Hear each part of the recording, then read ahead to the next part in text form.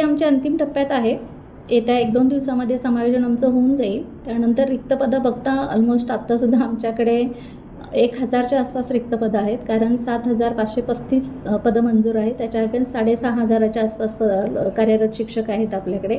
आणि जी जर पदोन्नती झाली, केंद्र प्रमुख पदोन्नती, विस्तार अधिकारी पदोन्नती आणि मुख्याध्यापक, तर अजून रिक्त पदांचं प्रमाण वाढेल.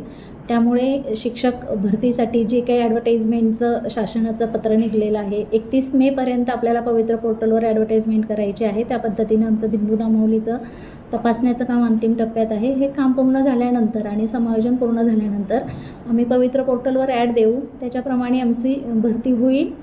शक्यता आहे जूनमध्ये शिक्षक येतील आणि जुलैमध्ये शाळांवर सर्व शिक्षक असतील अशी. साधारण 1000 शिक्षक उर्दू मीडियममध्ये नाही आहेत आमच्याकडे रिक्त पदांचं प्रमाण नाही आहे. उर्दू मीडियममध्ये अतिरिक्त शिक्षक आहेत पदवीधर. उलट आपला जो माननीय मंत्री महोदय यांच्याकडे एक मीटिंग झालेली आहे आणि त्या मीटिंगचे मिनिट्स आलेले आहेत. त्याच्यामध्ये त्यांनी असं म्हटलेलं आहे की 15 मार्च 2024चा शासन निर्णय आहे, त्याप्रमाणे अतिरिक्त पदवीधर शिक्षकांचं उपशिक्षकांच्या जागांवर तुम्हाला समायोजन करता येईल. त्यामुळे आम्ही उर्दू माध्यमांच्या अतिरिक्त पदवीधरांसाठी त्या सूचना आमच्या गट शिक्षण अधिकाऱ्यांना दिलेल्या आहेत.